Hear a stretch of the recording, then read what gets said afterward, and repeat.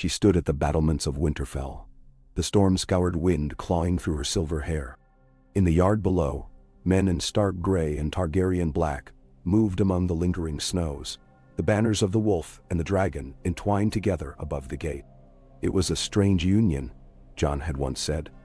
But Daenerys Targaryen had never been a stranger to strange unions.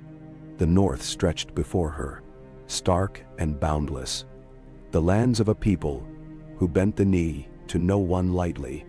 But here, beneath her hands, the stone was ancient and sure, and Daenerys felt something she had not known in the green or golden places of her youth.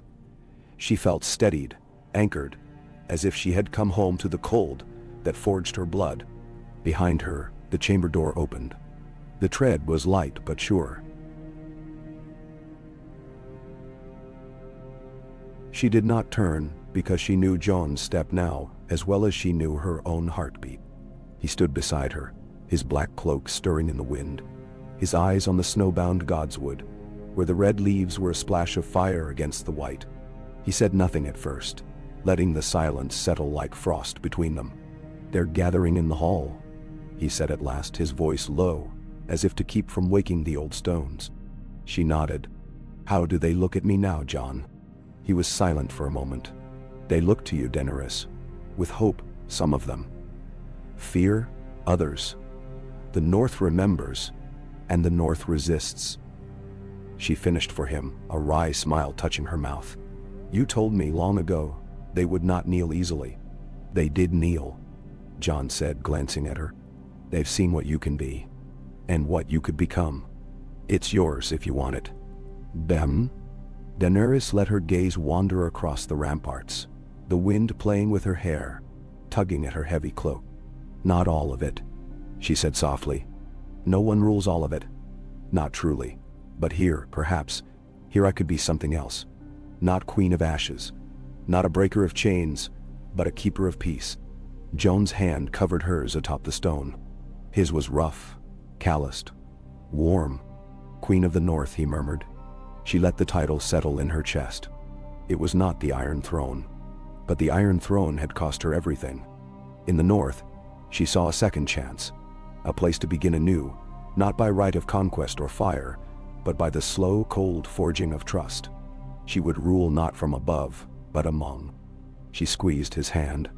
"Come then, let's see if wolves and dragons can share a den after all."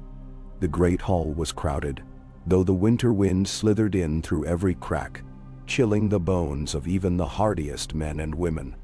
There was Sansa at the high table, her face pale but composed, the Lady of Winterfell in every inch. Arya, shadowy and silent by her sister's side. Bran, inscrutable in his chair, the weight of ancient knowing in his stillness. Davos was there too, and Tyrion, and the gathered lords of the North. Old Lord Glover, white-bearded and keen-eyed. Lyanna Mormont, fierce as ever. Elise Karstark, her hand never far from her sword. Daenerys entered with Jon, but she did not take the lord's seat. She stood before the hearth where the fire roared up and let the warmth bleed into her. She could feel the eyes on her, hundreds of them. Hungry, doubtful, desperate. She spoke quietly, so they would lean in to listen, not thundered at them as a conqueror. Winterfell has stood for 1,000 years. The North endures, even when the world breaks and burns. I have come here not as your conqueror, nor your savior, but as one who would be your queen, if you will have me." There was a murmur, uncertain, and then Sansa stood. Her voice carried clear as ice across the hall. "The North remembers. We have suffered under the heels of the South. The Mad King, the Lannisters, even the Boltons. We do not forget. But we are not so stubborn as to refuse the hand that saved us from the Night King. The dragons fought for us. Jon fought for us. We have paid in blood and fire. I would see it not be for nothing." "No." Daenerys inclined her head. "It is not in me to promise peace forever. No one can. But I would give you this. I will be of the North, not above it. I will take no southern crown. I will wear your cloak, not a golden diadem. You will have your own council, your own laws, I will not burn your traditions away. I will build on them. Menso. There was silence, broken by the snap of the fire. Then Lyanna Mormont, tiny but unbowed, rose from her seat. You promise to rule from here? To live as we do? Daenerys nodded. I have slept in a palace and on the hard ground. I know both comfort and hardship. I will not rule from afar, nor through others. If you take me as queen, I am yours, in the old way. The way of the first men and the Starks. Your needs, your safety, your winters, your wars. I will have no other kingdom but this. A pause, and then Lyanna nodded, curt and fierce. Then the Mormonts say, I. The hall rippled as one lord after another weighed the words, glanced at Sansa, at Jon, at Daenerys. The air was taut as a drawn bow. Davos stood then, his voice rough with old salt. We have seen what comes when good people do nothing. We need a ruler who knows what it is to lose and what it is to build. My king bent the knee for you, your grace. The Onion Knight will do the same. And so it went, one by one, until only Sansa remained standing, her eyes unreadable. She approached Daenerys, her every step a measured act. At last, she bent the knee, not as a supplicant, but as a sister queen yielding to a peer. Then let it be known, she said.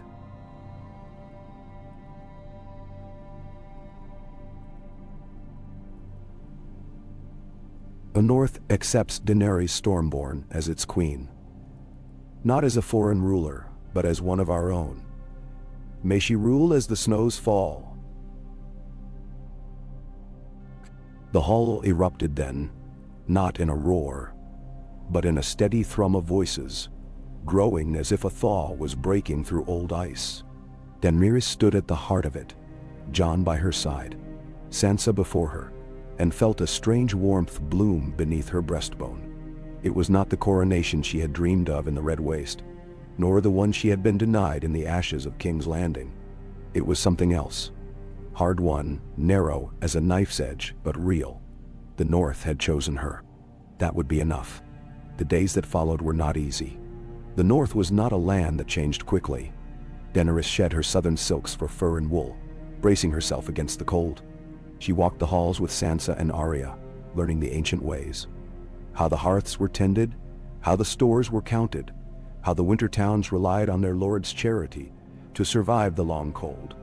She listened, for the first time in years, more than she spoke. Jon was her constant shadow. He wore no crown, took no new titles, but there was no mistaking the way the people looked to him, nor how the lords deferred to his word. They did not speak of their past, nor the old wounds between dragon and wolf. The past was a blizzard, impenetrable. What mattered was what they built now.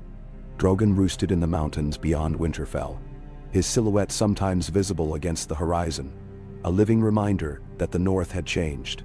The people had feared him, at first, but Daenerys showed them that the dragon was as much a protector as a terror. She flew north once at dawn and scattered a pack of raiding wildlings threatening the last hearth. After that, the old men stopped grumbling quite so loudly about southern fire. It was in those first months that Daenerys truly understood what ruling the North would mean. In King's Landing, the lords had jockeyed for favor, their eyes always on the throne and the coin. In the North, survival was its own politics. She sat with farmers and miners and mothers who had lost sons to the cold. She saw children with red cheeks and chapped hands, and old women who remembered the long night. Each had their own story, their own wound, their own hard-won wisdom. She called her council the Circle, for it sat in the round, with no head and no foot. Sansa presided as Lady of Winterfell, but Alys Karstark brought the voice of the East, and Lord Glover the West. Arya came and went, but when she spoke, people listened. Bran, the quiet oracle, offered counsel that was half prophecy and half warning. They debated the rebuilding of broken villages, the distribution of grain, the hunting of wolves grown too bold. There were no easy answers, no golden victories. The snows fell and rose and fell again, And each day Daenerys learned a little more about what it meant to rule not by right or by fear, but by trust. Each day she became a little less the dragon, and a little more the wolf. In the cold heart of winter, there came a night when the wind howled so fiercely that the walls themselves seemed to shiver. Daenerys walked the ramparts alone, the sky clouded, the stars like pinpricks in the vast dark. She thought of Viserys, lost to his own ambitions. She thought of the Iron Throne, melted and gone. A symbol of dreams burned away. She thought of Missandei, of Jorah, of all those she had lost. Grief, in the north, was a familiar companion, but not an enemy. Jon found her there as always.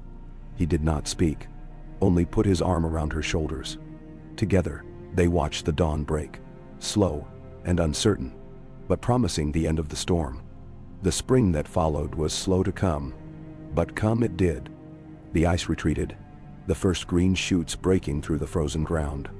The people emerged from their houses, blinking like bears from their dens. Daenerys walked among them, listened to their tales, shared their bread. It was then, at the spring festival, that she was crowned, not with gold, but with a circlet of woven birch and ash, the old way.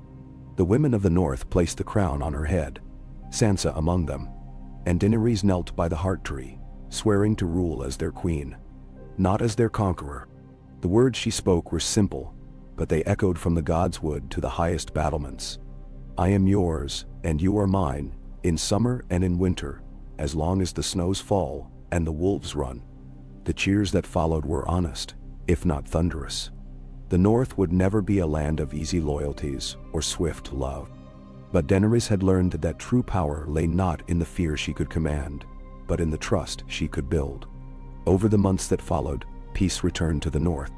Word reached them of turmoil in the South, lords squabbling over the ruins of King's Landing, pretenders rising and falling. Old wounds reopened. Daenerys sent no armies, issued no proclamations. The North had chosen its path, and she would not drag it into the quarrels of broken kingdoms. Once, a delegation from the Vale came, led by Robin Arryn, now grown into an uncertain young lord.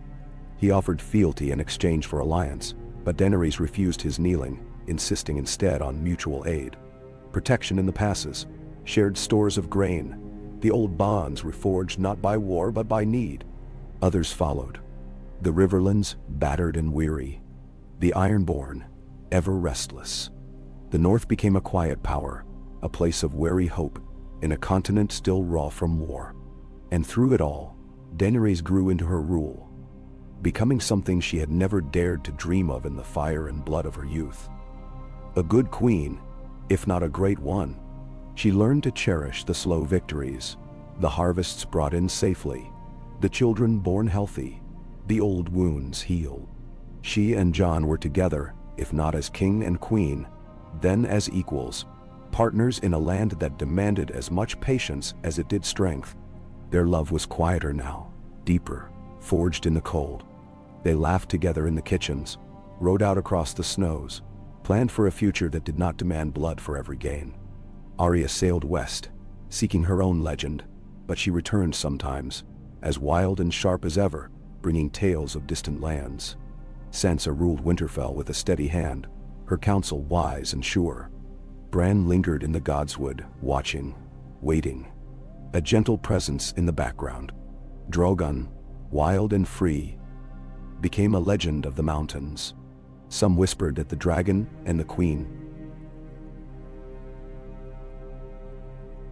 shared a bond that would never be broken, and on clear nights, the people would look up and see the shadow of wings against the moon. Years passed. The North endured. Daenerys Stormborn, once the last hope of House Targaryen, became the first queen of the North in 1,000 years. When she died, old and white-haired, they buried her beneath the heart tree, and the snows fell, and the wolves sang her to rest. And still, the North remembered. Ka. The years slid by, one upon another, like snow drifting over old wounds. And Daenerys found herself belonging in a way she never had, not to a throne of swords, nor a court of flatterers, but to a people as fierce and unyielding as the winters that shaped them. There was always work to be done. The spring that had crowned her soon gave way to a summer as brief and bright as a song. Then to autumn, when the wolves grew restless and the nights stretched long once more. Yet the kingdom she ruled endured. Her days began before the dawn with the ringing of the castle bells. She rose from the fur bed in her chamber. Still not warm enough, even after all these years. But Jon's embrace before he slipped away to the yard softened the cold. She would bathe in water melted from fresh snow, shivering at first and then bracing herself, feeling alive and sharpened, a blade forged in chill. Her handmaids, daughters of the north, would help braid her hair in the style of Stark queens, weaving silver and sable together. There was pride in their fingers, and something almost like love. Even those who had watched their fathers and brothers die in the wars for the South, even those who bore scars from Dragonfire or the White Walkers, they had learned to live with her, and in time, to follow her. On this particular morning, Daenerys paused at the window, watching the mist curling over the fields. Far beyond the walls, the land rolled out in furrows of brown and gold. Harvest time. The smell of cut grain mingled with the tang of wood smoke. In the yard, she could see Jon training young men in the arts of sword and shield, teaching them not the brash charge of southern knights, but the wary patience of those who fight to survive the night. Arya, too, sometimes appeared at dawn, moving like a wraith among the boys, correcting their stances, offering a word or a shove. She was less a lady than ever, but more a Stark, for all her wandering. Daenerys broke her fast in the small solar with Sansa and Bran. Sansa kept her own chambers, ruling Winterfell's day-to-day affairs, with a mastery Daenerys had come to trust implicitly. Bran rarely ate more than a little bread and milk, his eyes far away, watching. Always watching. The talk was of simple things. The yield of barley from White Harbor, the repairs to the bridge at Moat Cailin, the prospect of early frost. Daenerys learned at last that a true queen rules, not by decree, but by understanding. Later that morning, the council convened in the old stone circle. There were more faces than in those first hard months. Lords and ladies from across the north, the Riverlands, and even the Vale. For as peace lingered, others sought to join its shelter. The Vale had formally bound itself to the north through a marriage between Sansa and young Lord Aeron, a match of sense rather than love. But both houses prospered for it. Aelys Karstark, older now, led her own contingent, and Davos, though gray and stooped, remained Daenerys' most steadfast advisor. "We need to send more aid south," Sansa was saying, her eyes on the parchment before her. "There are refugees at the neck again, driven by war in the Reach. If we turn them away, they'll remember, come winter," Davos said. "And so will their lords. Better to share the grain now than face raiders next season." "Will the people understand?" Daenerys asked, not because she doubted Sansa, but because she knew the answer must be spoken aloud. "We'll tell them," Sansa replied, "not as charity, but as strength. The North endures because we help our own." There was a brief debate on how much to send, and by what route, but the decision was made swiftly, with no shouting, no threats. Daenerys watched the way her council worked, and a small smile touched her lips. This was a different power than fire and blood. She cherished it. A knock at the door, Jon's voice. "They're here." She rose and followed him out, cloak swirling around her boots. In the Godswood, a group of wildlings had gathered at the edge of the red leaves, their faces wary but not hostile. Tormund Giantsbane, grayer now, but still built like a bear, grinned at her, and bowed with a flourish that was more mockery than homage. "Queen of the North," he bellowed. "Still ruling, I see. Not tired of it yet?" "Now," Daenerys laughed. "You'd be the first to tell me if I was failing." Tormund said more quietly. "We've got need, Daenerys. Winter's biting up there. Some of my folk want to come south. Join the settlements here. Live by your laws if you'll have us." "Of course we'll have you," Jon said. "You fought beside us, bled beside us. Well, there's those who remember the old wars." Some grumble. Daenerys met the wildlings' eyes. Let them grumble, but let them come. There's work enough for all. Fields to till, walls to mend. No one starves in the north, not if they're willing to work. Madame? It was not the first such conversation, nor the last. Each time the wildlings came in small groups, joining the free towns near the wall.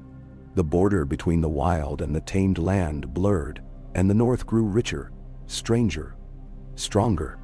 By midday, Daenerys rode out to the fields with Arya at her side.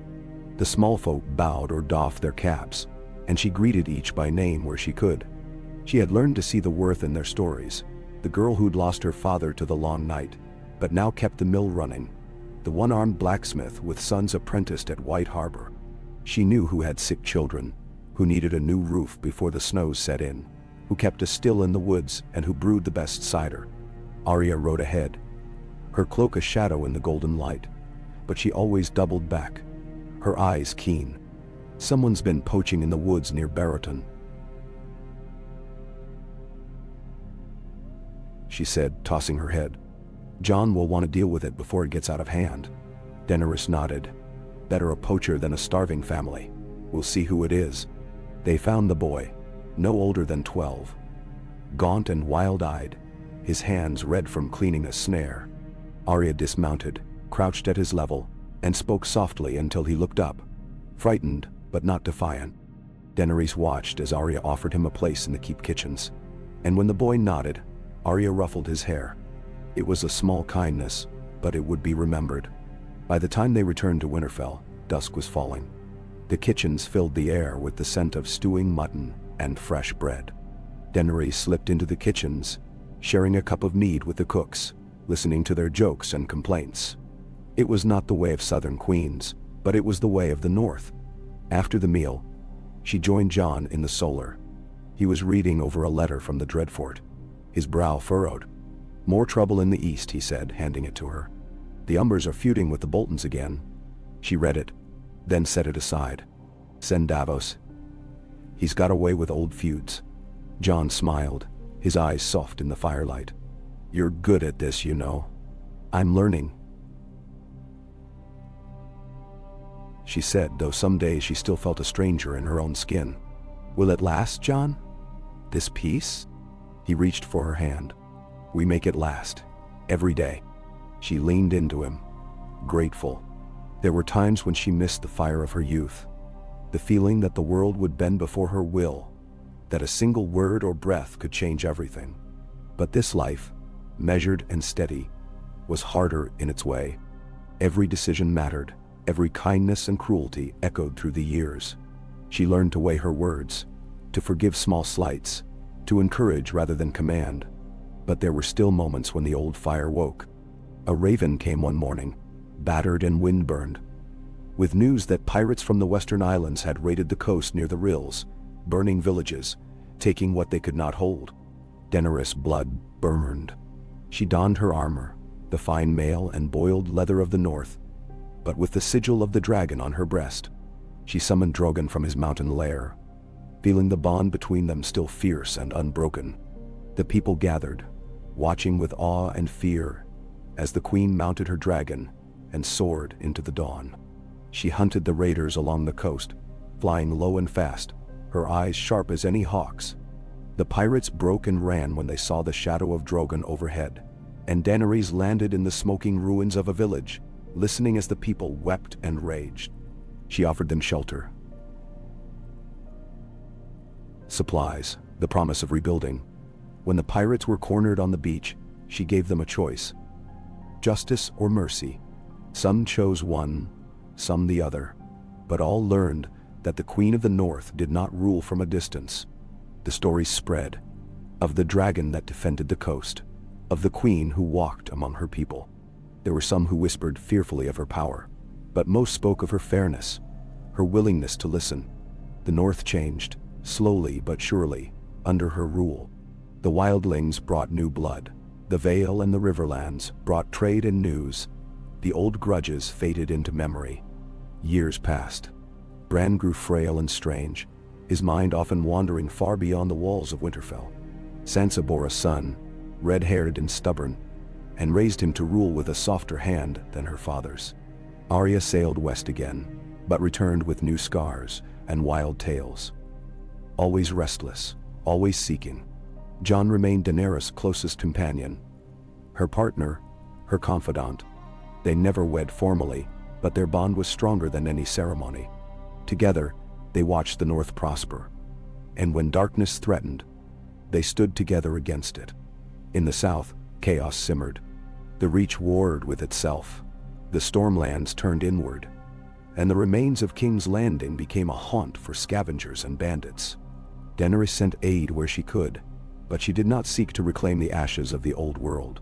She built something new, and though it was smaller than she had once dreamed, it was more lasting. One summer, a delegation from Dorne arrived. Proud, sun-browned, their eyes wary but respectful. They spoke of alliance, of trade, of marriage between their princes and the children of the North. Daenerys welcomed them, sharing wine and stories in the candlelit halls.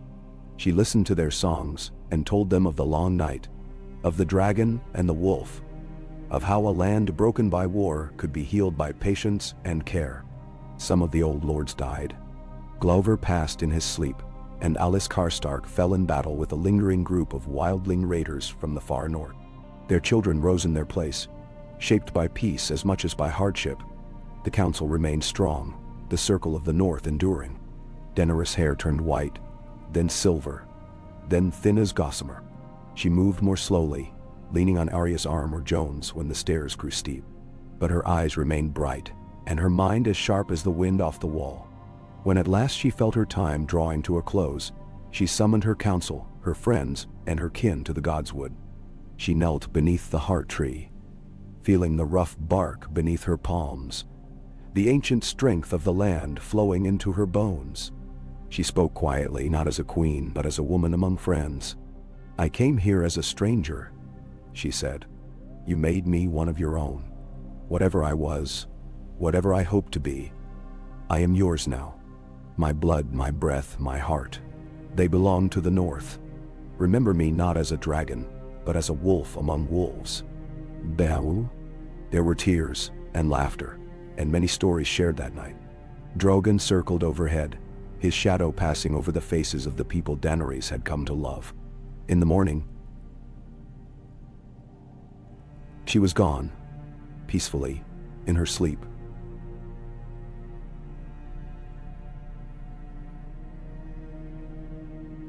Her hand in Jon's, a smile on her lips. They buried her beneath the heart tree, and for days the people came. Lords and ladies, small folk and wildlings, old and young. They left offerings of bread, of mead, of woven flowers. The bards sang songs of the Queen of the North, the last dragon, the breaker of old ways. Sansa wept. Arya carved her name into the bark of the tree. Jon stood silent for hours in the falling snow. The years passed, and Daenerys' legend grew. The North remained strong, its people proud and free. The snows fell and melted, and the wolves ran beneath the moon. And in the heart of Winterfell, the memory of Daenerys Stormborn lived on. A queen not of ashes, but of new beginnings. Not by conquest, but by the quiet, enduring strength of those who remember and endure and hope. Jon Snow remained by her grave through the long twilight, a silent pillar among the red leaves and drifting snow. The wind, sharp with the promise of another winter, combed the gray from his hair and the lines from his face, but grief did not yield to cold. Above him, the boughs whispered with the sound of distant wings. Some claimed Drogon had flown to the farthest reaches of the world, but Jon knew better. Sometimes at night, he heard the dragon's low keening in the dark, a sorrowful echo to his own. The North bent, but did not break beneath loss. Sansa, as Lady of Winterfell in the Vale, took up more of Daenerys' burdens, presiding over council in the round, her red hair crowned in simple silver. The council felt her steadiness and drew strength from it. The Riverlands sent grain. The Vale's Eyries patrolled the mountain passes for raiders. Arya, ever restless, ranged the wild places beyond the wall. Sometimes gone for months, sometimes returning with laughter in her eyes, and new scars on her arms. Bran, now so silent that many called him the last Greenseer, remained in the Godswood more often than not, thin as a reed, eyes clouded with secrets. But it was Jon who changed most. The cold settled deeper in his bones, yet he moved through the halls with a sense of purpose, sharpened by loss. He became, in time, a kind of living legend. A man who would never rule but whom all listened to. The quiet sword at Sansa's side. When the first snows of the new winter fell and the larders were full, Jon traveled from keep to keep, seeing with his own eyes what his queen had once seen. The new children of the North, wildling and kneeler alike, growing up side by side, the first true-born generation not marked by war. In their eyes he saw a promise that even dragons could not give. The future. On the 3rd anniversary of Daenerys' passing, as the snow fell heavier than it had in a decade, a rider appeared at Winterfell's gates. He wore the garb of the far south, sand-colored cloak, a golden brooch in the shape of a scorpion, and brought a message sealed with the sun and spear of Dorne. The Queen of Sunspear herself, grown wary of the southern wars and bandit kings, sought alliance with the north. She offered salt and bread, and with it, a promise. Let the cold and the sun share what remains. Sansa summoned her council. In the flickering firelight, Davos' voice, rough with age, broke the hush. It's time the North looked out again, my lady. Peace is a hard thing to keep, but harder still to grow. Dorne's no fool. They know the storms are coming, and they'd rather weather them with wolves at their side. Many. Can they be trusted? Asked Alis Karstark's son, young and fierce as his mother. The South never brought us but trouble. Sansa's gaze lingered on Jon. What would Daenerys have done? Jon turned the question in his mind as he so often had since her passing. She'd have remembered who she was and the promise she made. The North for the North, but never closed to those in need. Dorne's peace is honest as any sword. So it was agreed. Envoys rode south through storm and sleet, returning with wine and spices, tales of orange groves and warm rivers, and at last with the Queen of Dorne herself, riding at the head of her retinue, proud and alone. Her skin was dark, her voice low and measured, but in her eyes was a hunger for something beyond her sun-baked walls. The arrival set Winterfell abuzz. Cookfires burned bright, and the old halls filled with music and laughter. The Dornish lords marveled at the snow. The wolves, the quiet unity of a kingdom they had long heard called savage. Sansa entertained them in the old solar, telling stories of the long night. The ice spiders, and the woman from across the sea who had taught them that the cold need not mean cruelty. The Queen of Dorne listened, and one evening as they walked beneath the heart tree, she said, "You have made something here, Sansa Stark. My people have always looked south, to the sand and salt, but I look north now, and I see hope. There is strength in survival, but more in healing. Will you share that with me?" Sansa nodded. If we are to survive the winters to come, it must be together. Treaties were signed beneath the gaze of the old gods. Gifts were exchanged, pearls and fine silks from Dorne, white furs, and Valyrian steel daggers from the north. The council rejoiced, and for the first time in living memory, the North looked outward not in fear, but in friendship. But peace was not without its shadows. Far to the east, the Ironborn stirred. Longships once again haunted the shorelines of the stony shore and the rills. Sansa called her banners, but Jon urged caution. They want us to strike. If we ride out, we leave our people vulnerable. Dandawand. He sent Arya to scout, her face changing as easily as the wind. She returned days later, bloodied but grinning, with news that the Ironborn sought not conquest but plunder, driven north by famine and strife in the ruined south. Jon convened a moot at the edge of the world, beneath the ancient cliffs where the sea broke in endless fury. There he met the Ironborn captains, the wildlings, the woodsmen of the neck. He spoke not as a lord or a king, but as a man who had buried too many to hunger for power. "The world is broken," he told them, his voice raw above the crashing surf. "We can fight over scraps or we can build something new. The North remembers, but the North also forgives." Some captains spat at his feet. Others listened, wary. One, A woman with black hair and a knife smile offered him her hand. "I remember the dragon," she said. "I remember what she did for her own. If the wolves will have us, we'll join you. But try to rule us, and you'll find our knives as sharp as your winters." Jon smiled. "Wolfish, we do not rule. We endure."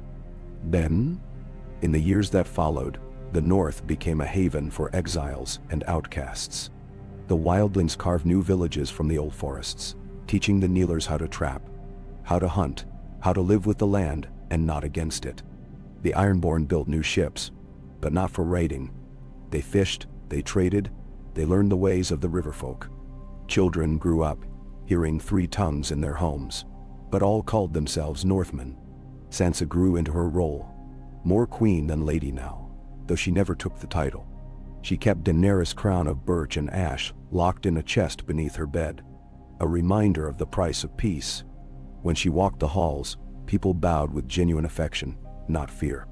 Bran passed quietly in the Godswood, his body failing but his mind soaring. Some said he flew with ravens to the ends of the earth, watching, always watching. Arya left once more, sailing west in a ship she built herself, promising to send word if she ever found land beyond the sunset. The day she left, Jon hugged her tight, whispering words only she would ever know. Jon himself never remarried, never left Winterfell. He spent his days walking the walls, tending the direwolves, teaching the children of wildlings and lords alike to fight, to read, to listen. They called him the Old Wolf, and his stories became legend. The Night King's bane, the dragon's heart, the man who had given up the crown to keep his soul. He found peace, in time, in the way the world changed and did not change. He watched the seasons turn, saw new lords take old seats, watched as children grew and learned to laugh even in the teeth of winter. In quiet moments, he would stand by Daenerys' grave, murmuring stories to the red leaves, and sometimes, when the night was clear, he would see a great shadow winging across the moon and feel warmth in his chest. The legacy of the Queen of the North endured. Her laws became custom. No man or woman went hungry. No child went without shelter. The Council, now known as the Circle of Winter, met every moon's turn, welcoming voices from Dorne, the Iron Islands, the Riverlands, and beyond. There was debate, there was discord, but there was always the memory of what had been lost and what had been won. The South never quite healed. The Reach fought among itself. The Stormlands fell to petty kings, and King's Landing became a city of ghosts and memory, haunted by dreams of a glory that had died in dragonfire. But the North looked ever forward. Its people learned to thrive in hardship, to cherish the short summers, to sing songs not of conquest, but of survival and hope. Long after Jon passed, old, content, surrounded by friends, bards sang in the halls of Winterfell. They told of the queen from across the sea who had chosen the North above all else, who had traded her dragons for peace, her crown of fire for a crown of snow and wood. Children gathered at her grave beneath the heart tree, listening to the wind and dreaming of dragons. The wolves still howled, and sometimes, on the coldest nights, a great black shape circled overhead, the last dragon keeping watch over the kingdom his queen had built. And so, the North endured, through storm and shadow, through grief and joy. Its people remembered, not the ashes of old kings, nor the broken throne in a ruined city, but the courage it took to begin again, and the quiet, unyielding hope of those who chose to build rather than destroy. The snow fell, and the wolves ran, and in Winterfell's heart, the fire never died. The centuries turned, as they always did, silent and inexorable, smoothing over the triumphs and wounds of 1,000 winters. The North, once a battered land divided by suspicion and haunted by famine and foreign lords, became something rare, a kingdom that remembered, not in vengeance, but in gratitude. The tale of the Dragon Queen who chose the snows over the throne of blades, who turned her back on conquest and taught the wolf to fly. spread in half-whispered songs from the frosted shores of White Harbor to the drowsy, wind-scoured islands of the wildlings beyond the wall. Generations grew in her shadow. Her grave beneath the heart tree remained tended through the years, ringed with wildflowers in summer and heaped with pine branches in winter, always watched over by the silent eyes of deer wolves and the wary gaze of the Godswood's children. Every few decades, a descendant of House Stark or one of the free folk would come alone and kneel, not for favor, but for counsel, listening to the wind in the red leaves and hoping for wisdom. In time, the bloodlings of North and Wildling, River and Vale, Dornish and even a few Ironborn, ran together. Wolves with hair like molten silver were sometimes born to the great houses. Laughter in the long halls was tinged with the round, musical vowels of the South. The council, no longer called a council, but the Winter Circle, expanded, sometimes hosting 40 voices or more. Disagreements were frequent and fierce, but so too was the commitment to unity. Even when tempers ran hot, there was always a pause, a moment where a worn carving of a dragon wrapped about a wolf was touched for luck, or a song was sung for peace. The world outside changed with terrifying speed and slowness alike. The Reach, after 100 years of chaos, finally stabilized beneath a coalition of merchant lords and landless knights. Their banners green and gold again, but their coin more powerful than any sword.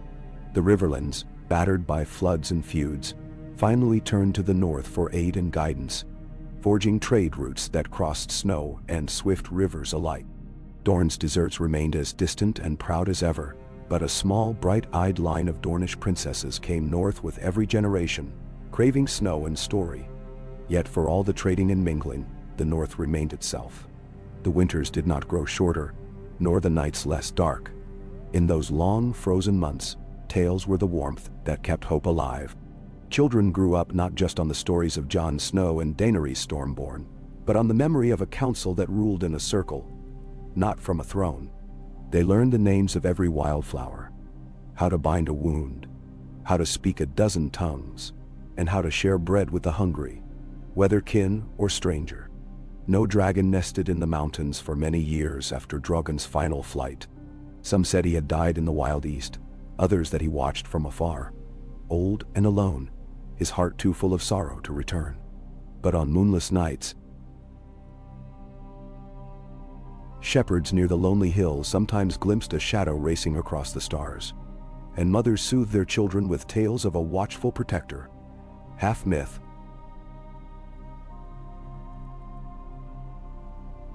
half memory. The greatest change came when the world grew warm. Decades passed, and summers lengthened. The old men grumbled of melting permafrost, and some whispered of the doom of Valyria returned, though no fire broke the mountains. Fields near the wall bloomed with wild rye and poppies. The free folk built stone houses and sent their children to learn their letters in Winterfell. For the first time in 1,000 years, the last hearth's orchard bore fruit that did not freeze before the picking. It was during this era of gentle sun that a child was born in Winterfell, a girl with hair the color of storm clouds, eyes the gold of autumn wheat, and a stubbornness that made her kin to every Stark who had ever lived. Her name was Elia, for a Dornish grandmother, but the people called her Snowfire.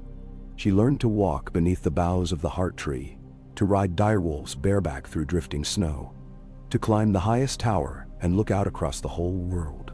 She was a Stark, but she was also something new. Elia's coming of age brought change the way a fresh wind brings the thaw. She spoke the tongue of the wildlings, of Dorne, even of the distant free cities, for Winterfell's halls hosted travelers and scholars alike. She was as fierce as Arya and as wise as Sansa, with a temper that reminded old men of Daenerys when roused. Yet she was kind, laughing easily, quick to forgive. Under her gaze, the North grew open in ways her ancestors had only dreamed. At 15, Elia led her first council. It was a night of wild storm. Thunder shook the ancient walls, and the fires guttered. The lords and ladies gathered, arguing over whether to share stores with the Riverlands, where floods had drowned the autumn wheat. Some muttered of the old ways, of keeping the North for the North. Elia listened, eyes bright and grave, then stood and spoke in a voice that rang from the lowest kitchen to the highest watchtower. We do not thrive because we keep what is ours, she said. We thrive because we remember hunger, because we remember fire, because we remember the woman from across the sea who chose us when she could have ruled all. We share or we perish. There is no other way. The council broke, but not in anger.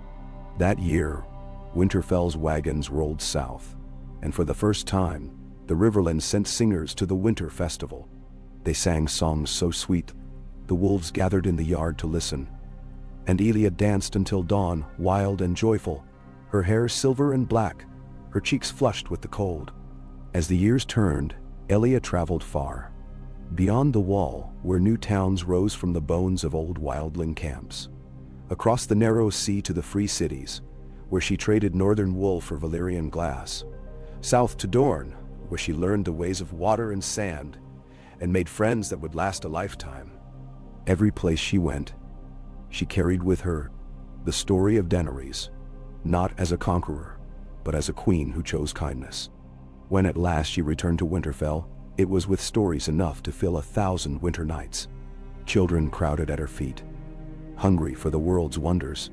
But it was not a foreign marvel that changed the North forever. It was what happened on a bitterly cold night, years later, when Elia walked alone to the heart tree, lost in thought. She found there, beneath the red leaves, a single great black scale, gleaming, old, impossibly heavy. It was larger than her hand, as smooth as river glass. She knelt, heart pounding, and pressed her palm to it. The air grew warm, the snow melting in a perfect circle, and she felt deep within her a presence older than memory. That spring, when the snows finally melted and the wildflowers returned, the people of Winterfell saw, for the first time in centuries, a shadow on the horizon. Drogon had come home at last, ancient and scarred, but alive. He settled on the highest peak above the castle, watching with gold eyes as the people gathered in awe and terror. Elia alone climbed to meet him. For 3 days and nights, she was gone, and the people kept vigil. On the morning of the 4th day, Drogon took wing, Elia seated on his back, her hair streaming behind her like a banner. They flew above the north, across wild rivers, over the green fields of the Vale, out to the sea and back. When they landed, Elia said only this: "The world is changing. The old ways have kept us safe, but new ways will carry us forward. As the dragon returns, so too must we remember and hope." Drogon did not stay forever. He came and went, a living legend. But the North was never quite the same. Children grew up unafraid of old shadows. Old feuds faded, replaced by new ambitions. Trade, learning, building, dreaming. The circle of winter still met, but now their voices were joined by merchants from distant lands, by wildlings, by children of the Dornish sun and the Valyrian storm. Centuries from Daenerys' first coronation, her memory lived on, not in the ashes of war, nor the dust of a broken throne, but in every act of courage, every hand outstretched in winter, every story told beside the fire. The North endured, not in solitude, but in the strength that comes from choosing, every day, to build something better. When the snows fell and the wind howled through Winterfell's towers, the children still gathered beneath the heart tree. They touched the great black scale, whispered to the bones of the past, and dreamed of dragons, wolves, and the fire that would never die. A.K. In the hush of the new North, legends walked in living skin, not only in memory or song. Elia Snowfire's rule became a golden age, but she would have laughed to hear it called so. To her, it was simply a time to live fully, to love fiercely, and to keep the fragile, stubborn peace she'd inherited. Yet even the brightest seasons do not last forever. After Drogon's return, a subtle restlessness passed through the land, as if something beneath the ice had begun to stir. Elia spent much time in the high mountains, speaking in low tones to the ancient dragon. The people of Winterfell grew accustomed to the shadow that circled overhead, to the distant thunder of wings. Some feared, Some worshipped, but all watched. It was not just the dragon's shadow that unsettled the north. Trade brought new ideas, books from Bravos, silks from Korth, smiths from the free cities who promised wonders for the lords. There were old families who muttered that too much change would loosen the mortar of the north stones. Some in the council urged Elia to slow the flood of southerners and foreigners, fearing their ways would erode the heart of their land. But Elia was not cowed by such fears. "We are not the north if we close our gates."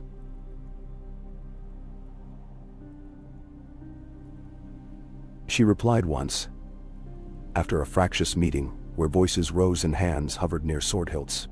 "Daenerys was a stranger here, and now she is our ancestor. We change, or we freeze and break. Let the world come, we will remain ourselves, strong, stubborn, kind." It was a lesson she had learned from the old wildlings as well as the ancient lords. Even so, she was careful to preserve the customs that anchored her people. The winter markets, the honoring of the old gods, the hunt that marked the first snows, the long feasts, where every child was welcome at the high table. Her greatest challenge came, as all challenges did, in winter. The world's weather turned wild, and for the first time in living memory, a summer blight swept up from the south, blackening fields and fouling the rivers with rot. Food grew scarce. Caravans from the riverlands arrived half empty, and for a while, the north's stores looked likely to fail. Elia gathered her council, the circle of winter, and listened to the dire predictions. Old Lord Marsh wanted to close the roads. Lady Ygritte of the New Gift urged them to raid south for grain. Her own brother, Robb of the Wolfswood, offered to ride out with 1,000 spears. The talk was bitter, frightened. Even Elia felt the shadow of hunger on her bones. It was then that she did what no lord or lady before her had done. She left Winterfell in the care of her council, and with only her sister and a handful of trusted friends, flew south atop Drogon. The great dragon terrified the river folk, who remembered old stories of fire and ruin. But Elia landed in the fields outside Fairmarket, not to take, but to bargain. She brought gold and fine silver, northern gems, furs, and glass. At first, the lords of the Riverlands turned her away, fearing that to aid the north was to starve their own. Then Elia did something bold. She flew Drogon to the very gates of Riverrun, and instead of threats, she spoke in their own tongue, reciting the ancient pacts of friendship between wolf and trout. She opened the holds of her ship, offering not just treasures, but her own sword arm in defense of the Riverlands against any bandit or upstart lord who would steal their harvests. Her courage, and the sight of Drogon coiled and waiting, convinced them. Bargains were struck. The north would share in the spring planting, and the Riverlands would send grain north, even as their own stores ran low. Elia kept her promise. She left her counselors and kin as guarantees, and for the first time in centuries, the River Lords called a northern ruler, Ali, and meant it. It was a hard winter, and many died, though fewer than feared. In every village, Elia's name became a blessing. Snowfire's strength, Snowfire's luck. She returned on Drogon, thin but unbowed, and found Winterfell's children lined at the walls, singing the old songs and new anew. After the famine broke and the blight receded, Elia's legend grew. The children of the north named their puppies Drogon and Daenerys, and even the oldest lord spoke her name with something like awe. Yet Elia herself remained unchanged, quick to laugh, quicker to act, restless and keen. As her hair silvered with age, her counsel grew. She called wildlings and riverfolk, ironborn and even some traders from Old Town. She taught her people to trust first, and to draw their swords only when words failed. "We are the North," she would say, "but we are the world too."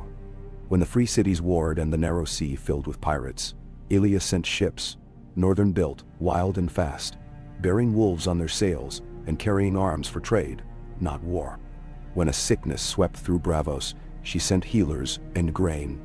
And always, Drogon ranged the skies, sometimes gone for months, then returning to circle the towers, a black star against the pale heavens. The old gods and the new watched, and the north endured. But peace is not the way of the world forever. Rumors from the far east reached the north. Tales of another Targaryen, a woman who claimed kinship with Daenerys, who had gathered an army in the ruined cities of Valyria. Her banners bore a red dragon. Her words were fire and blood. She called herself the Last Dragon. And she promised to reclaim her ancestors' legacy, not for peace, but for the Iron Throne. For the first time in many years, the Circle of Winter debated war. Some urged Elia to march south, to claim the throne that Daenerys had forsaken, to show the world that the North's mercy was not weakness. Others, older and wiser, counseled caution. "We are not dragons," Lady Ygritte said. "We are wolves. The world has had enough of kings and crowns." Elia listened. Then she did as she always had. She acted. She rode Drogon across the sea, to see with her own eyes what this last dragon meant for the world. The journey was long and perilous. She passed over islands where men shot arrows at her, and ancient ruins where strange creatures stirred. She saw cities rebuilt on the bones of old empires, and armies mustering beneath crimson banners. In the end, she met the last dragon outside the broken walls of Valyria. The woman was young, fierce-eyed, her hair as white as moonlight, her armor hammered from old Valyrian steel. She had gathered a host of exiles, sellswords and dreamers. And behind her, 3 small dragons circled, black and green and gold. They faced one another in the shadows of old glory. "Why have you come?" the last dragon asked. "To see if you are what you claim," Elia replied. "To ask if you mean to break the world again for the sake of a crown." The young woman's eyes narrowed. "The world is broken already. My ancestor dreamed of peace and died in exile. I will not make her mistake. I will take what is mine."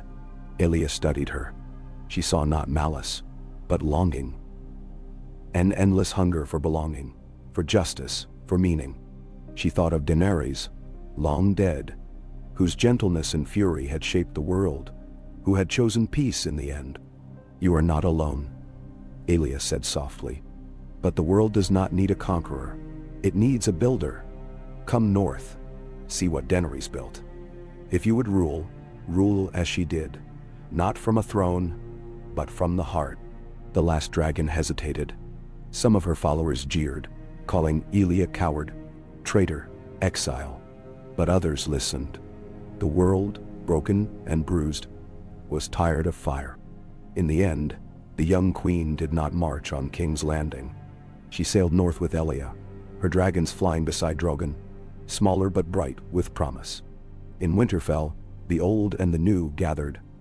Wildlings, riverfolk, Ironborn, Dornish, the children of the free cities, and now the last Targaryens. There was suspicion and tension, but Elia would not yield to fear. She gave her guest bread and salt, and set her at her table. "You may call yourself dragon, but you are also kin," she said. "Let the North teach you what it taught Daenerys. Strength is mercy, and mercy is strength." Through the long winter, the two women learned from one another. They traded stories of exile and hope, of fury and forgiveness. They rode dragons together, and the people called them the Twin Queens, though neither wore a crown. When spring finally came, the last dragon returned to the south. Not as a conqueror, but as an ambassador of peace. She brokered treaties with the Reach and the Riverlands. She rebuilt cities, mended old wounds, and sent children north to learn the ways of the Circle of Winter. Elia, old and wise, watched as the world she loved grew brighter and braver. The North remained strong, a beacon in the storm, a memory of mercy. The dragons soared, but never again for war. And every winter, when the snow fell thick and the wolves howled, the children of the North gathered beneath the heart tree and remembered Daenerys Stormborn, the first queen, who taught the world that sometimes, to change the world, one need only choose kindness. So the ages passed. The North endured. The story never ended. It simply grew, winter after winter, into a hope that could not die. Oh, ah. As the seasons circled and mellowed, the stories of the twin queens, Elia Snowfire and the last dragon, faded into the bone and marrow of the north.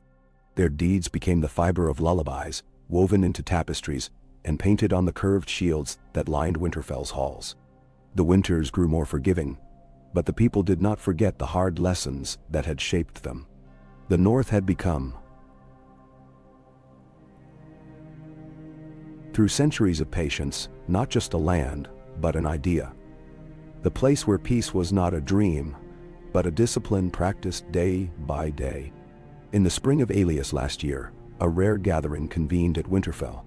The Circle of Winter welcomed envoys from Dorne, the Reach, the Iron Islands, and even, for the first time in memory, from the free cities across the narrow sea.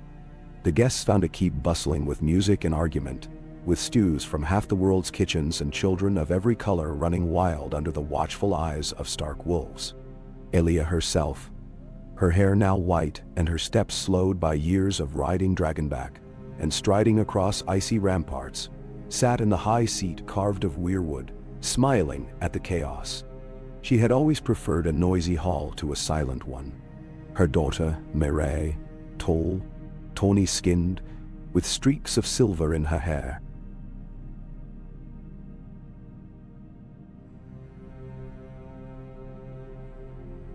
handled the day-to-day judgments, and the people loved her for it. Merae's brother, Jonal, was quieter, keen-eyed, always watching, learning, waiting. The guests brought gifts and requests. Dorne sought help with a river that ran dry. The Ironborn wanted counsel for fair trade rather than raiding. The free cities asked for the secrets of the North's peace, promising books and shipwrights and golden loans in exchange for alliances. Mera heard every voice, measured every plea, and her mother's shrewd eyes missed nothing. When the council grew heated, as it did when the memory of old wounds returned, Elia would raise her hand. "We built this together," she would remind them, her voice unsoftened by age. "We hold it together or it falls. No one rules the North, every one of us serves it." Then it was at this gathering, with the world's eyes on Winterfell, that a messenger arrived from beyond the wall. The wildlings, the free folk, had come south for trade and tales for generations. But now a rider, gaunt and wrapped in the furs of a vanished clan, carried tidings that unsettled the old lords. Strange lights danced on the horizon, far to the north. Herds vanished, shadows lingered where there should be only night and snow. Some muttered of the old fears, the others, the dead, the end of things. Elia's council debated for days. Some said it was only the tricks of the long twilight. Others insisted that every century or so, the land reminded its people of their smallness. But Elia remembered her own grandmother's stories. Jon Snow, the old wolf, and the long night that nearly devoured the world. She rose from her seat, leaning on Merae's arm, and spoke simply. "I'll see for myself. I will not ask my people to face what I would not face with them." Her children objected, the lords protested, but Elias' will was the iron in the North's blood. She donned her old furs and took Merae and Jonal, leaving the council in the hands of the Circle and setting off on Drogon, now slow with age, but no less mighty. They flew for days above the old woods and frozen rivers, landing at night among wildlings who stared at the dragon with the old awe, but welcomed Elia as one of their own. The northern sky shimmered green and violet, casting every drift of snow in uncanny light. As they neared the edge of the known world, they found herds frozen in place. Strange patterns burned into the ice, and, in the deep woods, marks carved into trees that had not been touched by man in living memory. Merae, whose blood ran with the courage of queens and raiders both, watched her mother closely. "Are they returning? The dead?" she asked. Elia studied the marks and listened to the wind, the stories the old ones whispered. "No, Dot. The world changes, but the old darkness is sleeping. This is warning, not threat. A reminder." Then, they stayed a fortnight among the free folk, learning their new songs, sharing stories, promising aid should hardship threaten. Jonel, whose eyes missed nothing, made maps and notes, collecting tales of vanished birds, of animals moving in odd herds, of strange dreams shared in many camps. When they returned, Elia called a great moot, as the wildlings had done in the old days. All were welcome, lords and small folk, free folk and merchants, travelers from the free cities and the riverlands and Dorne. For 3 days they shared news and fears, joys and boasts. And for 3 days the fires burned in the gods' wood, and no voice was raised in anger. In the end, Elia spoke not of war, but of vigilance. The North endures, she said, because it remembers. We do not forget what the long night cost us. Every century, every generation, we will ride to the wall. We will walk the haunted woods, we will remember. In this way, the dead never return. And now, her council decreed it then, every generation, the rulers of Winterfell and their kin would journey beyond the wall, not to rule but to remember, to see, to bring back the wisdom of those wild places. The world they knew now would never again be ruled by a single crown or fire. Its strength was in many voices, joined together. The years that followed were gentle. Elia spent more time in the godswood, sitting beneath the heart tree, sometimes with her grandchildren tumbling at her feet, sometimes alone, whispering to the past. She watched the circle of winter grow stronger. Meera, as firm and kind as her mother. Jonel as clever as his Aunt Arya had been. Peace with Dorne brought new orchards and bright fabrics. Trade with the free cities filled the libraries of Winterfell with scrolls from 100 lands. On a morning of thin sunlight, Elia's breath finally stilled beneath the heart tree, her children at her side. Drogon circled overhead, his shadow flickering between the red leaves, and when he landed, it was only for a moment, just long enough for Meera to press her brow to his scaled nose and whisper thanks. The people of the north wept and sang as they buried Elia, heaping her grave with wildflowers, bright stones, and wolf banners. Her name joined the songs. Snowfire, Peacebringer, the rider who flew with dragons and faced the wilds unafraid. In time, Meera became the Lady of Winterfell, then simply Meera of the North. She led the first remembrance journey beyond the wall, accompanied by lords and wildlings, children and maesters.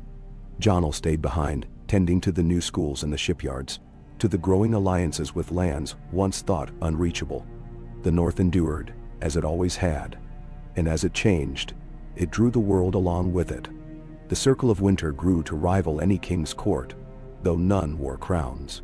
On cold nights, Meera would stand on the battlements and see, in the farthest north, the shimmer of strange lights, and she would remember the old tales, and know that whatever came, her people would face it together.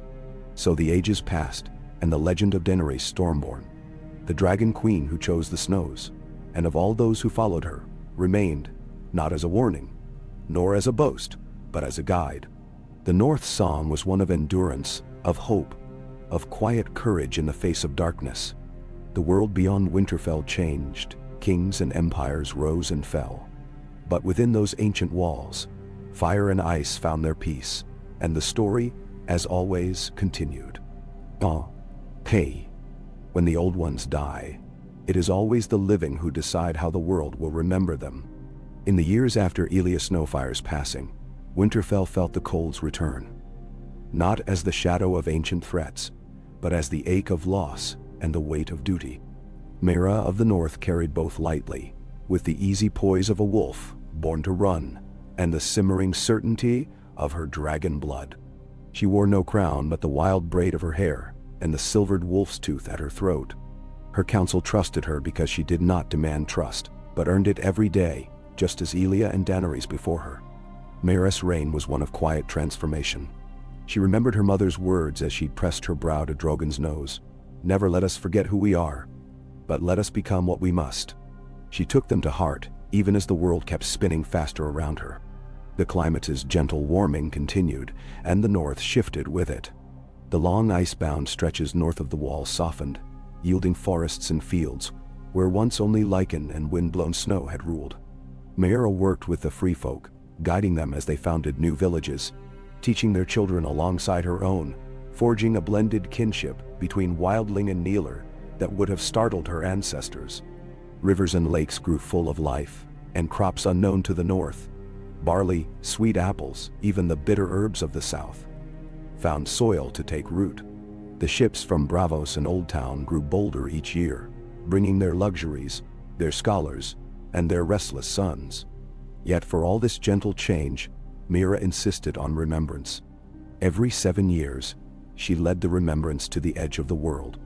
Lords and small folk, maesters and healers, wildlings and southern-born merchants, any who would join, marched with her through the new forests and the wind-carved valleys of the true north. They passed beneath the dancing lights of the aurora and sang to the ancient stones, leaving cairns for the old heroes and offerings for the lost. Each remembrance was different, sometimes a journey of hardship and bitter weather, sometimes a slow, sun-dappled walk among blooming heather and willows. Children came back with cheeks reddened and eyes full of wonder, and the elders always said that the world felt safer for it. The circle of winter flourished in these years, its benches filled with the sons and daughters of every people. There was a dark-skinned shipwright from the Summer Isles who became master of rivers, a Dothraki herbalist who tended the glass gardens, an iron-born trader whose son fell in love with Mira's own niece. Their voices tangled in half a dozen accents as they argued, joked, and shaped the laws that would bind all who lived under the snows. Some southern visitors found this chaos bewildering, expecting tyranny, and instead finding compromise and riotous laughter, the slap of dice and the clang of mugs echoing from the council chamber. There were still challenges. Not all welcomed this openness. An old house in the east, long jealous of Winterfell's power, raised a banner of rebellion one spring, styling itself as the last true north. They raided caravans and tried to burn the villages of the free folk, seeking to restore the hard boundaries of the past.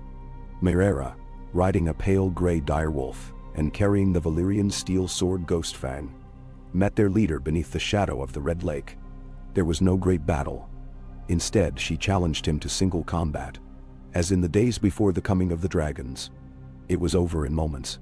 The rebels yielded, the ringleaders exiled to the lonely hills, and Myrera spared every life she could. The message was clear. The North did not retreat into old violence, but neither did it shrink from strength. Trouble also came from across the sea. The free cities, always covetous, sent envoys with honeyed words and spies hidden among their shipments of books and spices. There was a plot one winter to poison the wells of White Harbor and cast blame upon the wildlings. Mayoress brother Jonel, always the watcher, uncovered the scheme in time. The guilty were sent home in shame, and the free cities learned that the North's patience was matched only by its memory. Yet Myrera did not close the ports. Instead, she brought more outsiders into her confidence, making it clear that the North's openness was not naivety, but a kind of power. It was Jonel who, during the second decade of Myrera's reign, made the discovery that would change the North again, delving into the old glass gardens of Winterfell. Built in Daenerys' time, tended with secrets from Bravos, he found in the earth a clutch of eggs, smooth as polished onyx, faintly warm even in the coldest season. Some whispered that they were the last gift of Drogon, left behind before his final flight into the great northern wastes. Some claimed they were as old as Valyria itself, lain by dragons whose bones were now dust in the world's belly. The eggs became a symbol, not of conquest or threat, but of renewal. Myrera summoned the circle of winter and placed the eggs on a cushion of weirwood leaves in the center of the round.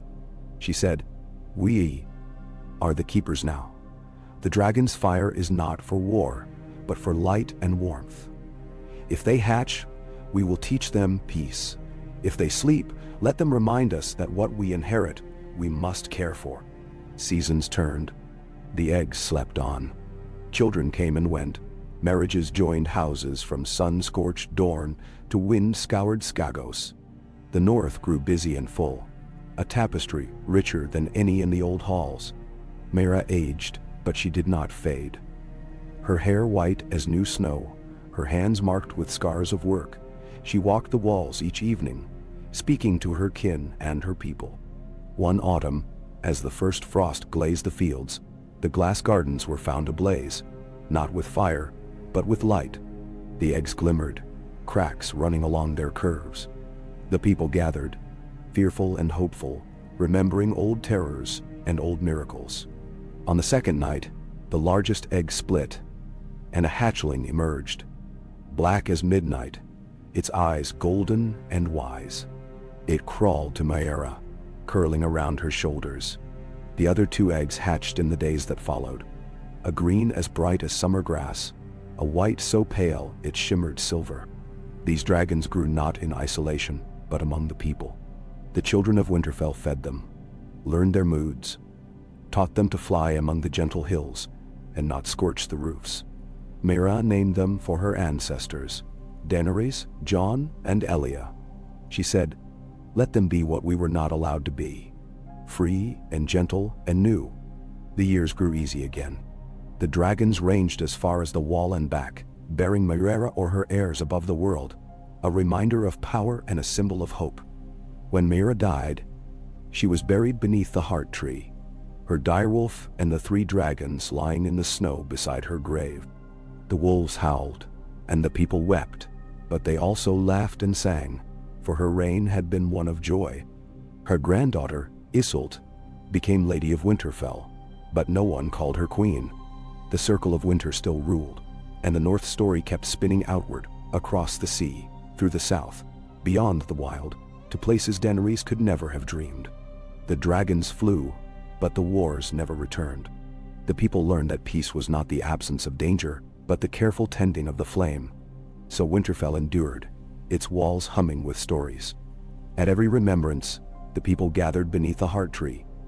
Children pressed close to the dragons and the direwolves, elders whispering the names of the lost and the loved. The world outside changed, but the North remembered, holding fast to its peace, its wildness, its endless, hard-won hope. And on cold nights, when the aurora danced and the stars shimmered, those who listened closely heard a woman's voice in the wind, promising that even in the longest night, fire and kindness would endure. In the quiet that follows a lifetime, the past does not sleep. It becomes the soil in which the future roots itself. Generations layered themselves over the legacy of Maiera and her dragons, and Winterfell's stones grew thick with history, its great halls echoing with the voices of those long gone. Each new child, each union between houses or kin, spun another bright thread into the ever-widening tapestry of the North. In those days, the land itself seemed to exhale. There were no kings, only stewards and keepers, their hands calloused, their eyes keen for both beauty and danger. Isolde of the North, Maire's granddaughter, grew up among direwolves and dragons, and in her heart she nursed the rare gift of curiosity. She was often found reading among the roots of the heart tree, or wandering the glass gardens where the new dragons basked. She watched them, those shining, untamed creatures, Daenerys black and proud, Jon green and quick, Elia silver as starlight, and dreamed of the world beyond the edges of every map. Yet when her time came to serve, she did so with the gentle steadfastness that was the North's truest inheritance. From the glass gardens, Isolde organized healers and herbalists, planting new gardens in every village and training children from far and wide. She sent her brothers and sisters across the narrow sea to learn from the scholars of Bravos and Volantis, from the wind priests of the Summer Isles and the master shipwrights of Ibn. The wisdom they returned with, she wove into the life of the North, new methods of growing food in the long winters, ways to build boats that skimmed even the shallowest rivers, medicines to cure plagues that once would have swept whole valleys bare. The Circle of Winter flourished with this fresh tide of knowledge, its chamber always alive with debate. The lords of Bear Island and Deepwood Motte argued with the river traders, the glassmakers from Old Town bickered with the shepherds of the hills. But always there was laughter, and always there was food enough for all. When disputes could not be settled, the circle went to the people. The stewards of Winterfell held great markets in the shadow of the broken wall, inviting voices from every clan and corner. Isolde's dragons matured, but the days of fear and fire were never repeated. The 3 flew above the snows, keeping watch, their presence a reminder that peace did not mean weakness, and that mercy could be as fierce as any sword. In winter, They curled about the great yard, letting children clamber over their scaled backs, and the aged warm themselves by their bellies.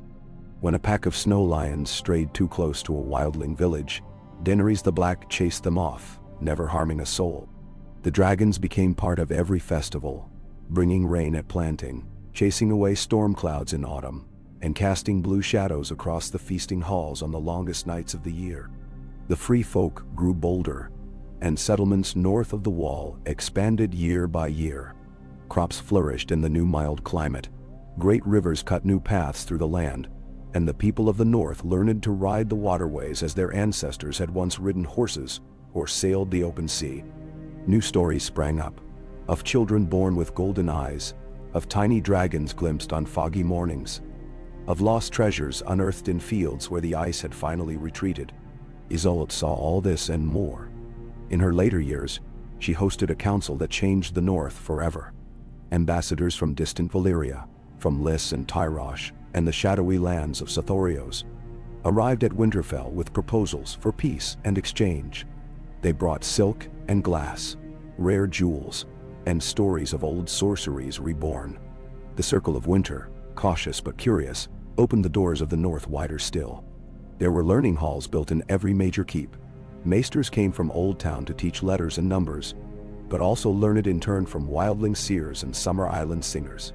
Isolde herself traveled further than any before her, riding Elia the Silver Dragon as far as the ruins of old Valyria.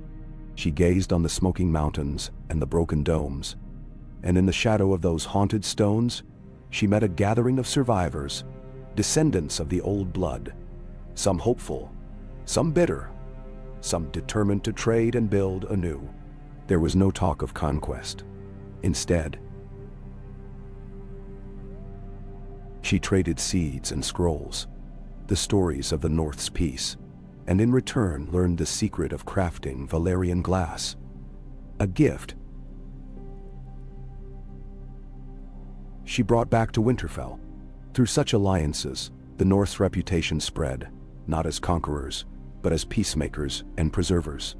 The ships that sailed from White Harbor and the Bight were crewed by folk of every hue and heritage, carrying cargoes of grain, furs, and stories as precious as any jewel. Some traders went as far as the distant Jade Sea, returning years later with strange pets and stranger tales. The North became a crossroads where the world's best hopes mingled. A place of shared bread, mutual defense, and the patient work of healing old wounds. There were still threats, but they grew less frequent, less dire. Pirates tried to raid the coasts, but the North's ships were swift, and the dragons quicker still. Sicknesses swept the land, but the Circle's healers moved faster. Arguments flared between old houses and new, but the Remembrance, now a great festival as well as a pilgrimage, reminded all of their common cause. On the centennial of Daenerys' choice, the descendants of every house, every wildling clan, every free city gathered in Winterfell's Godswood, filling the air with song and memory. One night in her later years, Isolde sat alone in the glass gardens, watching her dragons sleep beneath the moon. Mera's ghost seemed near. So too Elia, and Daenerys, and Jon and Sansa and Arya, and all the others who had walked these halls. She whispered her thanks into the dark, promising to keep their wisdom alive. The story did not end with her. After Isolde's passing, her youngest son, Brenner, became keeper of Winterfell. He was a scholar and a poet, less comfortable with counsel than his mother, but beloved for his gentleness and quick wit. He commissioned a great library in the castle's west wing, a hall with soaring windows and winding stairs, where children and elders read together beside the sun-warm scales of slumbering dragons. Every spring, Brenner led the planting festivals, walking side by side with wildlings and smallfolk, and the children of distant lands. The Circle of Winter, now so vast it required a week for all voices to be heard, continued to guide the land with humor and wisdom. The dragons multiplied, but slowly, for it was well known that their peace depended on the patience of their keepers. Direwolves roamed free from the last hearth to the lonely hills. The wall, once a symbol of division, became a road, a high path from east to west, dotted with trading posts, markets, and shrines. As the ages spun on, legends blurred with memory. Some said the dragons and wolves would one day fly together across the night sky, lighting the world with fire and song. Others claimed the circle of winter would last until the stars fell from the heavens. But none who lived in those days doubted this. The North's peace was not a miracle, but a labor. It had been built stone by stone, kindness by kindness, choice by choice, by those who had refused to be ruled by fear or by the past. The children grew up listening to these stories by firelight, their faces bright with hope and wonder. They learned that every generation must choose anew, to share or to hoard, to build or to break, to listen or to turn away. And always, when the snow fell and the wolves sang beneath the heart tree, someone would lift their eyes to the sky, searching for the sweep of silver or green or black wings, and remember that even in a world forged by winter, the promise of fire and of gentle, lasting change would never die. Brenner Stark, keeper of Winterfell, grew into his role as if he had always belonged in the great hall shadowed by the heart tree, and brightened by the laughter of children and the soft, deep rumble of dragons sleeping on the cobblestones. He moved through the days quietly, more at ease among scrolls and stories than the raised voices of the circle, but he never shirked his duties. The North needed, above all, those who remembered. Brenner watched the world's rhythms, the lengthening summers, the flocks of wild geese returning earlier, the gentle turning of the seasons that no longer seemed to threaten so fiercely. Sometimes, standing in the glass library, he would read of the days when the world groaned under cold and famine, when Daenerys had landed in the snow and changed not only the North but the destiny of kingdoms yet unborn. He cherished these stories not as relics, but as seeds to plant anew. The dragons, now a settled and slow-growing brood, were Brenner's greatest companions.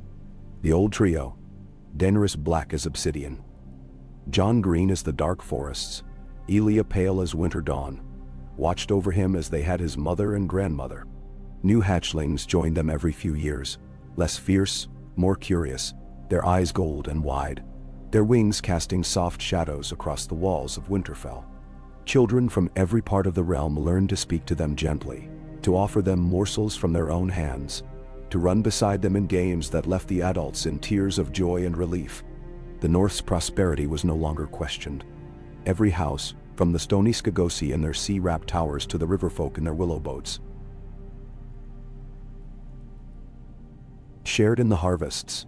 Caravans crossed the wall freely, bringing spices, rare books and music that made even the wild wolves pause to listen. The circle of winter had grown so large that its sessions spanned the length of the sun. Merchants from Bravos, glassblowers from Tyrosh, sailors from the Summer Isles, wildlings and riverborn and city folk, all gathered around the round table to argue, trade, laugh, and ultimately bind themselves to the peace that their ancestors had fought to keep. But as always, time brought its own trials. One autumn, a messenger arrived from the east, barefoot, exhausted, bearing a battered standard marked with the old three-headed dragon. She was a Valyrian, one of the remnant families trying to reclaim their lost birthright in the haunted ruins of the peninsula. Her message was dire. A sickness, born of the boiling earth and carried by the winds, was sweeping through the coastal cities, felling the young and old alike. The free folk of the North, who had always treated sickness with wary respect, saw it as a test of their new unity. Brenner gathered the circle. Old rivalries flared, but the memory of famine and blight, stories told at every remembrance, engraved into the very bones of the council, won out. The North prepared its answer. Grain stores and medicines, teams of healers and wise women, even a small detachment of dragons to warm the camps where the sick shivered. Some feared this would spread the sickness, but the majority, recalling the words of Meera and Elia, insisted. We help or we perish. There is no other way. The expedition set sail on the swiftest ships, with banners of peace and hope flying beside the direwolf and dragon. Brenner himself, though not young, joined the fleet. He was no warrior, but he was a listener, and his presence soothed those who feared the North's help would come at a price. The dragons flew above, their cries scattering the miasmas that lingered on the water, their fire purifying where medicine could not. The journey was perilous. Brennar spent sleepless nights among the sick, listening to their stories, learning new words, writing letters home that told of a world beautiful and broken. The dragon's fire cured some, while for others, only gentle words and the warmth of company could ease the last passage. Brennar watched as healers from Winterfell and Valyria worked together, their knowledge growing with every shared lesson, and he realized this was the true purpose of his grandmother's legacy, not to guard a treasure, but to give it away. When at last the sickness waned and the survivors could walk again, the people of Valyria wept with gratitude and swore bonds of kinship with the North. They offered treasures, jewels from the mines, weapons of old Valyrian steel. But Brennar took only books and seeds, and a handful of rare birds to carry home to Winterfell's aviaries. The return was a time of celebration. The Circle of Winter held a feast beneath the newly harvested moons, and for days, the halls rang with songs in every tongue. Brennar, exhausted but filled with quiet pride, listened to his people and understood, in a way his ancestors never could have, that the North had become a nation of bridges, between lands, between houses, between the long memory of wolves and the fierce vision of dragons. As years passed, Brennar aged gracefully, his beard silvering, his hands lined from the work of writing and planting and teaching. He found joy in the small things. A wildling child's first flight on a dragon's back, the sound of his grandchildren debating law and poetry in the shade of the heart tree, the slow, peaceful flight of Daenerys and her kin across a sky bruised purple and gold. In his last summer, when his bones ached and his eyes dimmed, Brennar called his kin and council to the glass library. There, beneath the coiled tail of Jon the Green Dragon, he spoke of all the gifts the North had received and given, the healing, the learning, the laughter that could now be found from the Frostfangs to the green fields of the South. He reminded them, as his ancestors had, that peace was a labor, not a gift, that kindness required courage, that remembrance was the shield against all winter's darkness. After his passing, the circle kept his words alive. They raised no monuments but planted a grove of apple and pine near the heart tree, where the children and dragons and direwolves could play together in the shadows of those who had come before. Every 7 years, a new remembrance set out, not just for the haunted woods, but to the furthest villages, to Bravos and Lys and the still recovering shores of Valyria. Centuries continued their slow turn. The world changed around the North, as it always had. New powers rose in the east and west, new technologies and arts swept across the land, and some old magic faded while other wonders were born anew. But, through it all, the North endured as a living memory, its peace not a relic but a practice. Children learned, each in their time, to choose hope over fear, and to meet the unknown not with swords, but with open hands and fire for warmth. And in the deep of every winter, when the stars blazed cold above Winterfell's towers, the people gathered beneath the heart tree and sang the songs of the Dragon Queen, the Wolf Queens, and the keepers who had made the North a beacon in a world forever spinning between darkness and dawn.